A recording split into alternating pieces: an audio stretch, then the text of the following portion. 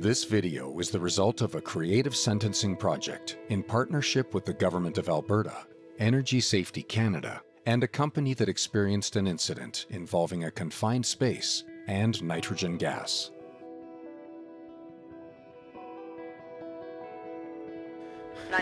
What's the nature of your emergency? The guys, they're down in the cooler. Sir, can you tell me any more information about the situation? What should I do? Sir, I'm gonna need you to stay on the line, okay? We're dispatching emergency services to your location. How did this incident occur?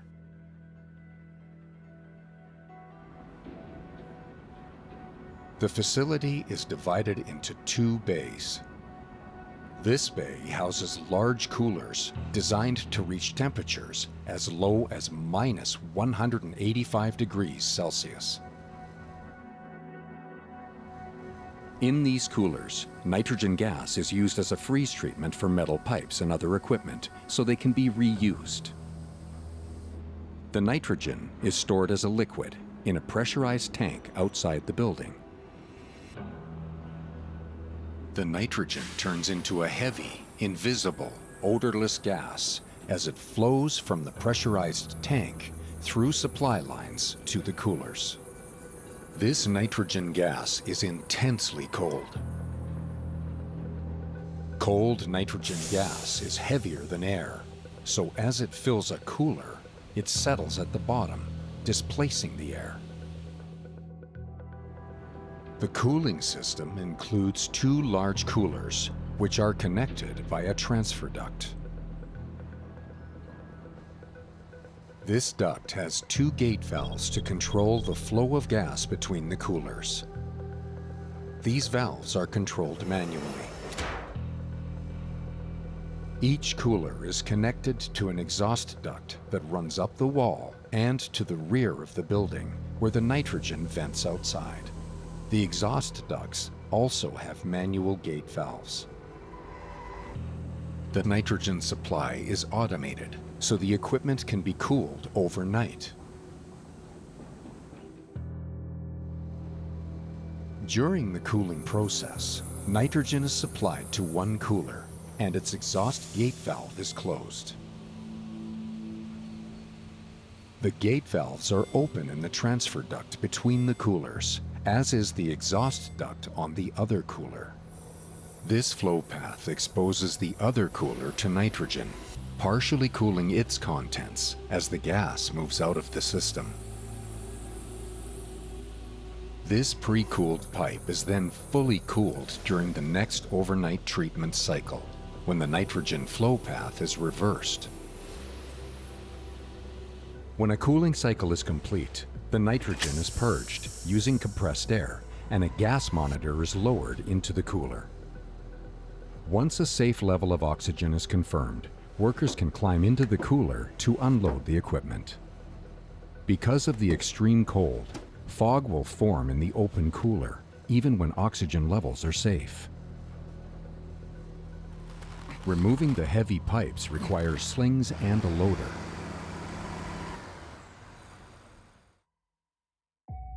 When the crew arrived early on that November day, Cooler 1 contained 3 large pipes that had completed an overnight cycle, and Cooler 2 contained many smaller sections of pipe that had been pre-cooled.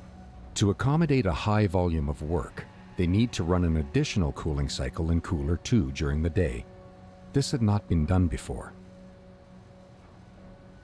The work was performed by Carson, the supervisor, and 3 workers, Miles, Wayne, and James.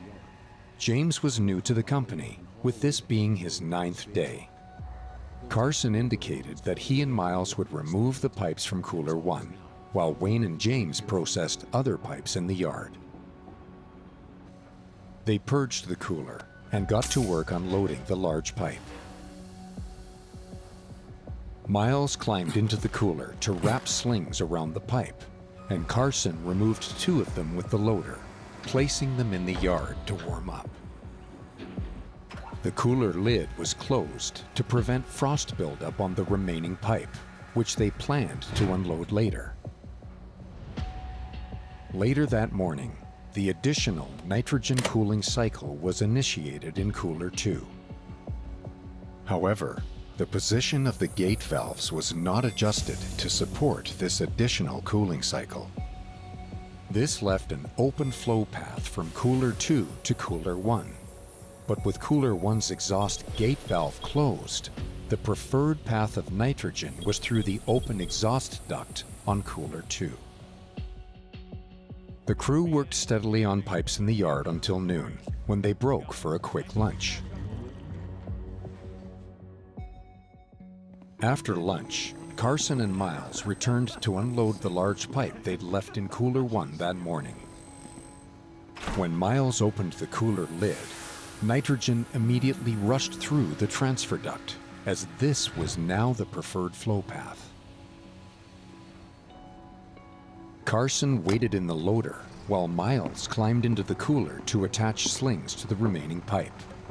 The atmosphere in the coolers was not tested after the lunch break, and personal gas monitors were not worn. It was normal to see fog and frost in the cooler, regardless of the atmosphere. So, fog did not alert Miles to the invisible nitrogen gas building in the cooler.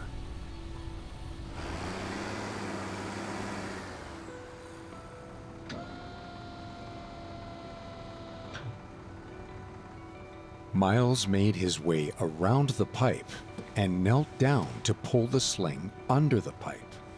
As he did this, he was exposed to the oxygen-deficient atmosphere and immediately passed out.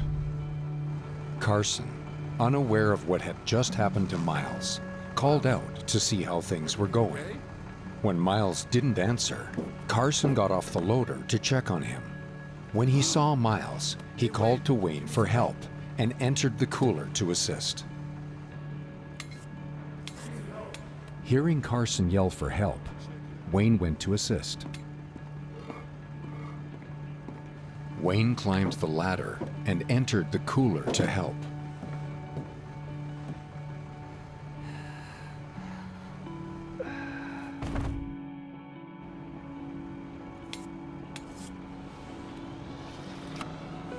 When Wayne didn't return after a few moments, James went to investigate. Hey! Hey guys! What's going on? Say something! He climbed the ladder to check inside the cooler where the crew should have been working. What's going on?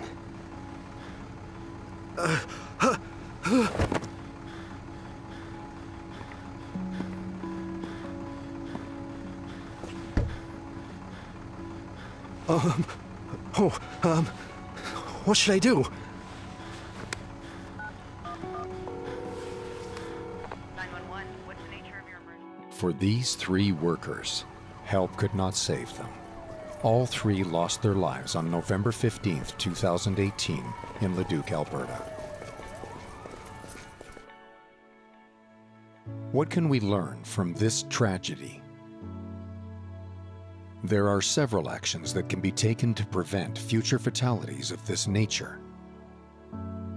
Processes involving hazardous substances must be engineered based on a risk assessment and should include emergency shutoffs, alarms, and ventilation. These engineered systems should have capacity to fail safely if an error or mistake is made by personnel. For example, if the status of the gate valve is not checked or air monitoring is not conducted, the design and operation of the coolers should have capacity to fail safely. Confined space entry requires that you identify confined spaces at the worksite, identify hazards in the confined spaces, and develop a written code of practice specific to the workplace that details how these hazards and changes to conditions will be managed. Cold nitrogen gas can easily displace oxygen, leading to asphyxiation. It only takes 1 or 2 breaths in an oxygen-deficient atmosphere to instantly lose consciousness, leading to possible death. Confined space incidents often result in multiple fatalities when a response plan does not exist or is insufficient to protect the rescuers.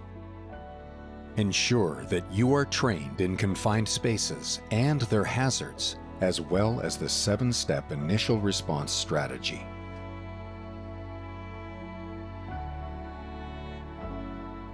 Reflecting on this incident in relation to your own work is the most effective way to learn from this tragedy.